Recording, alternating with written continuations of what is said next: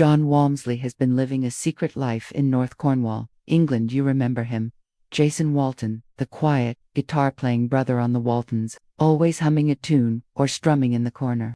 Played by Jon Walmsley, Jason was the soulful heart of the family, a young man who spoke more through music than words. But after the show ended in 1981, Jon seemed to disappear. No headlines, no comebacks, no Hollywood reunions. So what really happened to Jason Walton? The truth is both surprising and beautiful. Jon Walmsley didn't vanish. He chose a different life, one far from the spotlight, in a peaceful coastal town in North Cornwall, England, where he's lived for decades, surrounded by the sea, the sky, and his music. Born in Lancashire in 1956, Jon moved to the US as a child and was performing on TV by age 8, singing, playing guitar, and showing talent beyond his years. When he landed the role of Jason at just 16, it felt like fate. For 9 seasons, he brought that gentle, artistic spirit to life, and every time he played a song on screen, it wasn't acting, it was real, because Jon was a musician, through and through. When the Waltons ended, while others stayed in Hollywood, Jon quietly stepped away. He didn't want fame.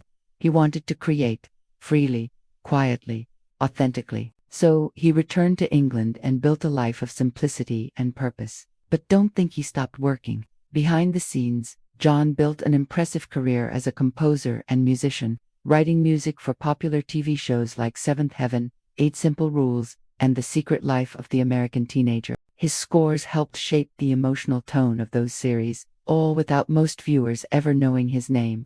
He also released his own music, heartfelt blends of folk, rock, and country, and continued to perform, often in small venues or for charity events. Even more impressively, he collaborated with music legends, Jardine from the Beach Boys, country icon Merle Haggard, pop star Richard Marx, jazz artist David Cozay, and even Peter and Gordon from the 1960s. This wasn't a retired actor strumming for fun. This was a serious artist, still growing, still creating, far from the noise of fame. To this day, Jon lives a quiet life in Cornwall. He's active on social media, sharing songs, memories, and moments from his garden or porch, connecting with fans who never forgot him. Whenever The Waltons airs in reruns, a new generation discovers Jason and the real man behind him. Jon Walmsley's story isn't just about leaving fame behind.